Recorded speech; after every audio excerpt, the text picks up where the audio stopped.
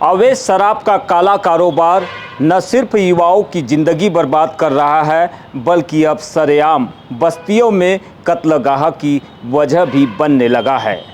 ताज़ा मामला बैहर क्षेत्र के कंपाउंडर टोला से सामने आया है, जहां पर शराब पार्टी के दौरान एक युवक की बेरहमी पूर्वक चाकू से हत्या कर दी गई।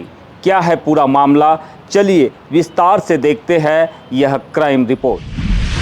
दिल को दहला देने वाली यह वारदात बुधवार की शाम की है। कंपाउंडर टोला का रहने वाला 35 वर्षीय लखन धुर्वे अक्सर क्षेत्र में अवैध रूप से बिकने वाली शराब के ठिकाने पर जाता था। बुधवार को भी वह सानू पति कन्हई राजपूत के घर पहुंचा, जहां उसकी मुलाकात अमर सिंह राजपूत उर्फ कन्हई से हुई।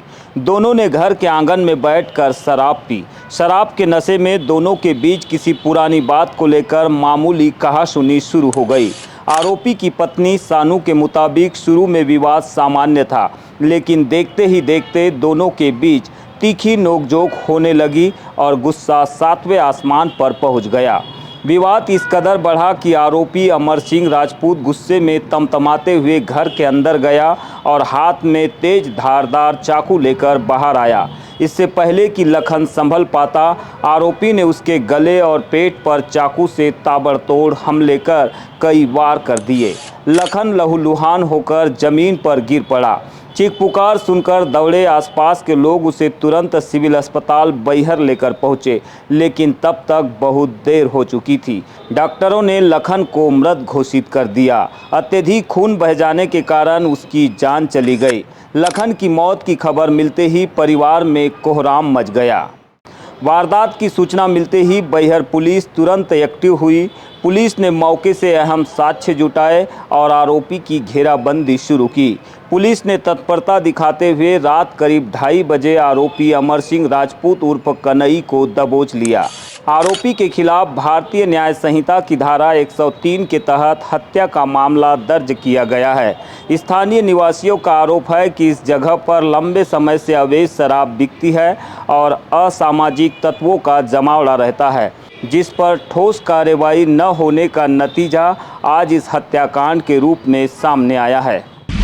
मामूली कहासुनी के विवाद ने हंसते खेलते परिवार का एक सहारा छीन लिया है, तो वही पुलिस ने आरोपी को सलाखों के पीछे भेज दिया है। लेकिन बड़ा सवाल यह है कि अवैध शराब विक्रेताओं पर पुलिस का हंटर कब चलेगा, ताकि फिर कोई लखन नशे की वजह से बलि न चढ़ पाए। गर्मी के दिनों में ग्रामीण क्षेत्रों में शादी ब्याह, सामाजिक धार्मिक आयोजनों के दौरान सबसे बड़ी किल्लत पानी की होती है। पंचायतों के पास खुद के टैंकर नहीं होने के कारण ग्रामीणों को निजी टैंकरों के जरिए मोटी रकम खर्च करनी पड़ती है। ग्रामीणों की इसी बुनियादी समस्या को ध्यान में रखते हुए आज बालाघाट विधायक अनुभा मुज्जारे के द्वारा 10 ग्राम पंचायतों को टैंकरों की बड़ी सौगात दी गई है। यह पूरी गतिविधि विधायक अनुभा मुज्जारे के सरकारी आवास पर संपन्न हुई। प्रत्येक टैंकर की क्षमता 5500 लीटर है, जिन्हें लगभग 1,59,000 रुपये की लागत से तैयार कर पंचायतों को सौंपा गया है। इस मौके पर मीडिया से चर्चा करते हुए विधायक अनुभा मुज्जारे ने कहा कि ग्राम पंचायतों में वाटर टैंकर्स के अभाव के कारण शादी ब्याह और अन्य सामाजिक व धार्मिक कार्यक्रमों में पानी की सप्लाई को लेकर काफ़ी दिक्कतें होती थी। सरपंचों ने जब यह मांग उनके सामने रखी तो उन्होंने बिना किसी देरी के इसे अपनी प्राथमिकता में लिया। विधायक ने भरोसा दिलाया है कि भविष्य में भी सरपंचों की मांग के अनुरूप अन्य पंचायतों में भी इसी तरह टैंकरों का वितरण जारी रहेगा। 10 पंचायतों के लिए हमने 10 पानी टैंकरों को जो हमने विधायक निधि से जो स्वीकृत हुए थे, विधायक निधि से की मत से ही इनका निर्माण करवाया गया है निर्माण एजेंसी के द्वारा। और उन टैंकरों का आज हमारे जो ग्राम पंचायत के सम्मानी सरपंचगण हैं, पंचगण हैं और सम्भ्रांत नागरिक बंधु हैं जो पंचायतों से आए हैं, उनको हमने यहाँ लोकार्पित किया है।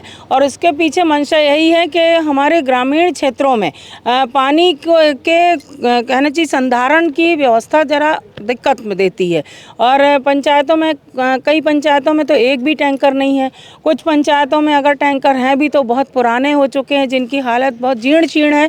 और ग्रामीण क्षेत्र में भी शादी विवाह विभिन्न प्रकार के आयोजन होते हैं, उसमें पानी की बहुत महती आवश्यकता होती। और हमारी ग्रामीण जनता पंचायत पर ही निर्भर करती है कि हमको पंचायत के माध्यम से पेयजल मिले, कार्यक्रम के लिए पानी की व्यवस्था हो। पर हमारे जो सरपंचगण हैं इसमें काफ़ी असमर्थता महसूस करते हैं कि हमारे पास साधन ही नहीं, हम कहाँ से पानी आपको उपलब्ध कराएं, टैंकर कहाँ है, नहीं है। तो ये मैं जब से आप सबके आशीर्वाद से विधानसभा में निर्वाचित हुई, तब से मैंने ग्रामीण क्षेत्रों का जब भी मैंने दौरा किया या हमारे सरपंचगण मेरे पास आए, सभी ने मांग की कि हमें भले ही आप एक काम कम दे देना विधायक फंड से, लेकिन आप हमको टैंकर हमारी पंचायत में ज़रूर देना। तो ये जनता का काम, जनता को ही समर्पित है। इस सौगात को पाकर ग्रामीण जनप्रतिनिधियों के चेहरे खिल उठे। कार्यक्रम में पहुंचे विभिन्न गांवों के सरपंच और प्रतिनिधियों ने बताया कि उनके क्षेत्रों के दूरस्थ टोले मजरों में पानी की आपूर्ति एक बड़ी चुनौती थी। खासकर गर्मियों के दिनों में या बड़े आयोजनों में पानी के लिए भटकना पड़ता था। अब स्वयं का टैंकर मिल जाने से ग्रामवासियों को बहुत बड़ी राहत मिलेगी और ज़रूरत के हिसाब से तुरंत पानी भेजा जा सकेगा।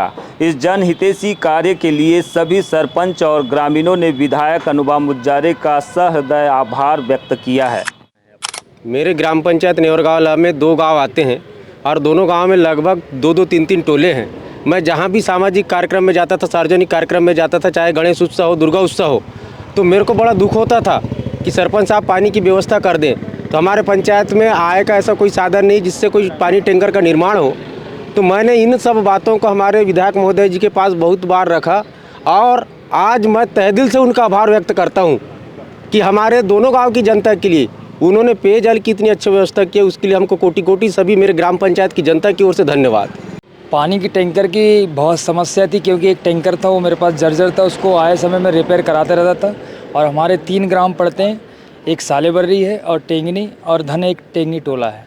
तो मैंने विधायक जी से बात किया था कि विधायक जी हमें एक काम ना दीजिए पर लेकिन हमें एक पानी टैंकर दे दीजिएगा, जिससे मैं सारी ग्राम पंचायत की ओर की जनता की ओर से मैं विधायक जी का बहुत बहुत धन्यवाद करता हूं। ग्रामीण क्षेत्रों में इस तरह के छोटे लेकिन बेहद ही जरूरी संसाधन बड़ा बदलाव लाते हैं।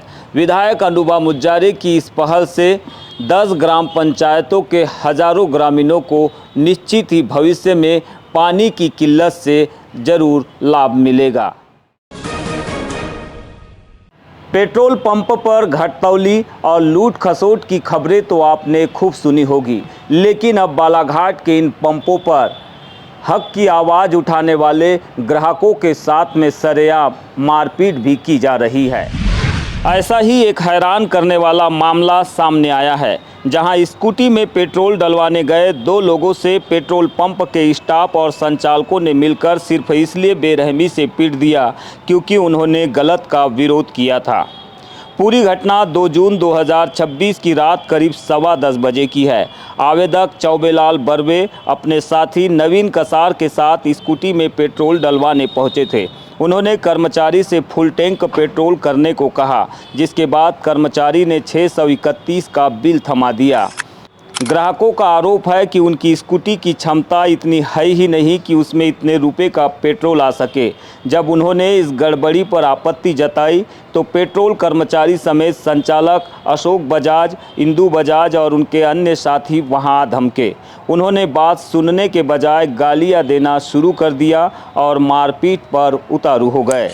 पीड़ित चौबेलाल बर्वे ने एसपी को दिए आवेदन में बताया कि पेट्रोल पंप के संचालकों ने उसके साथ न सिर्फ मारपीट की बल्कि जान से मारने की धमकी देते हुए उनका गला तक दबा दिया, जिसके गहरे निशान आज भी उनके गले पर मौजूद है। कम पेट्रोल डालकर ज़्यादा पैसे वसूलने की रसीद भी पीड़ित ने साक्ष्य के रूप में संलग्न की है।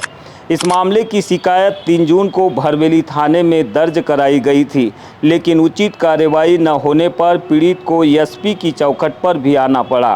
पीड़ित ग्राहकों ने मांग की है कि पेट्रोल पंप पर लगे सीसीटीवी कैमरों के फुटेज खंगाले जाए ताकि आरोपियों की गुंडागर्दी का सच सामने आ सके और उनके खिलाफ सख्त कानूनी कार्रवाई हो सके।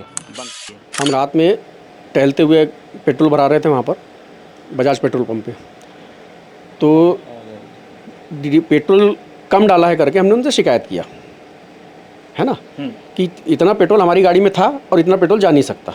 तो हमने बोले कि जांच कर दो, जितना पेट्रोल है उसको आप नाप लो। तो ये बहस करने लगे। इनने हमको पर्ची दिए थे, रसीद दिए थे, वो हमसे छीनने लगे। इसके बाद वहाँ के कर्मचारी हमसे मारपीट करने लगे। उसमें अशोक बजाज भी थे, वो मारपीट करने आ गए थे। उसके बाद उनका बेटा आ गया दीपक बजाज, उसने भी कई लड़कों को लेकर आ गया और हमसे मारपीट किया। उसके बाद हम थाने गए, रिपोर्ट लिखा दिए। कितने लोग थे जिन्होंने आप लोगों के साथ मारपीट की?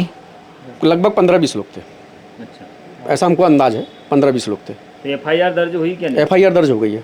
अच्छा, क्या चाहते हो इस पूरे मामले में? छानबीन हो CCTV कैमरे से, और जो जिनने ये सब किए हैं अपना हाथ में कानून लिए उनके विरुद्ध कार्रवाई हो।